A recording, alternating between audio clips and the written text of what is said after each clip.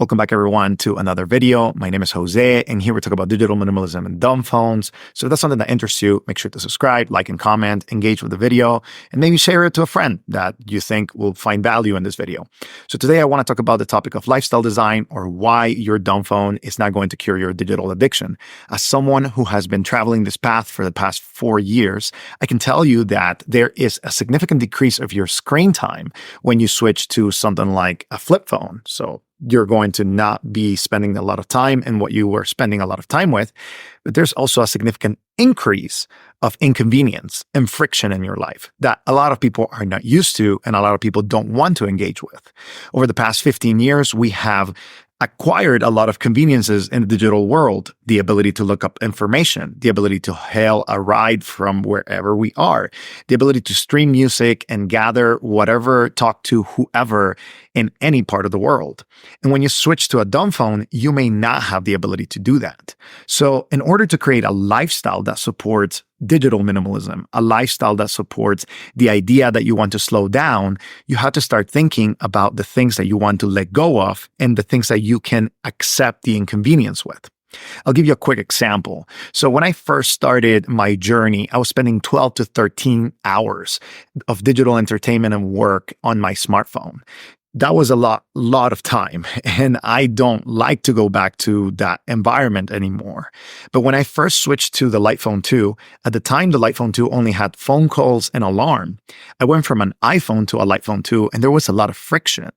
The first friction that I encountered was just simply getting to places, not having maps, not having directions. So there was a lot of friction in that, and I had to learn how to get around the world without that. I had to start asking questions like, is there a physical card for the public transport? Is there another device that I'm willing to deal with, like a GPS, like a proper GPS unit that I can bring alongside in my car when I go for long trips? How can I not depend on these things? Because I wanted to change my lifestyle. I did not just want to eliminate the distractions that were keeping me unproductive on my smartphone. So nowadays, most of the time I use the bus or things like that, train, in order to transport myself. And I went to the office for the RTD, the Regional Transportation District here in Denver, and I got a card that allows me to not need my smartphone or any smart device in order to get into the bus, into the train, and into other, public transport options, which is something that I appreciate and that I was willing to compromise in my life. But many people are not willing to do that. And if you're one of those that you still want the convenience and you don't want the distractions, then what you need to re-engineer is your relationship with your phone. You need to see your phone as a tool, and you need to, of course, limit those really difficult areas, like, for example, social media apps or entertainment apps or YouTube. Right here, you may be watching on a smartphone, and you need to re-engineer your relationship with those smart devices.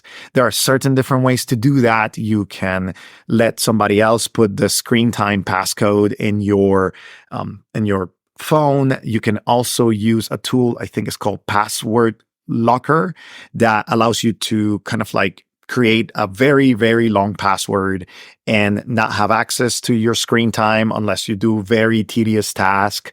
You can do something like software, ClearSpace, or OneSec, which reintroduces the concept of choice into your life whenever you go into these distracting apps, or you can block them altogether with NFC technology with products like getbrick.com or .co, that's their website, or Unpluq, which you can see here. And essentially what these apps and services do is like they teach you or retrain you to think in terms of conscious choices. You either have a physical barrier or you have a digital barrier that reminds you constantly to use or not use your phone. But some of us want dumb phones because we want to re-engineer not only our relationship with our devices, but our whole lives. We want more offline interactions, and dumb phones support that environment in a different way than smartphones do. Of course, you could use your smartphone minimally and still have a very good and pleasant offline life. But some of us, especially those people like myself who have a history of addiction to other things in the world, maybe you have a history of addiction to substances, or maybe to content that you don't want to engage with, then, the smartphone does have some of those vulnerabilities and exploits some of those vulnerabilities. So the offline movement, the lifestyle design idea, is better supported by something like a flip phone. So think of those two departments and think, how can I create a lifestyle that I want? Over the past 4 years, I've been engaged in this project. It's a personal project, and I've been documenting it here and talking about Dumbphones and helpful tools that may aid you in that process. But something that I have learned is that I need to decide to create a lifestyle that supports more offline activities. So I'm going to give you a quick example of what I'm doing nowadays in order to recreate and to reimagine my lifestyle. I'm going to the gym every day or engaging in 30 minutes of physical activity that is outside the home. So I go to the gym or I go on a run 5 out of the 7 days per week. That is a lifestyle choice, a habit that I'm building.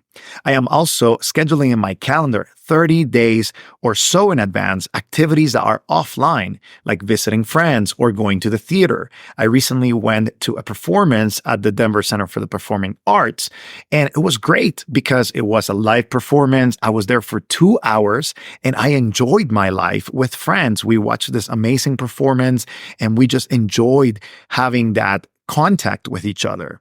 So I am trying to be intentional in my lifestyle design, so I am not going to the default. For me, the default, as somebody who works from home sometimes I don't work from home, but the days I work from home, the default is just to sit in front of my computer and do work.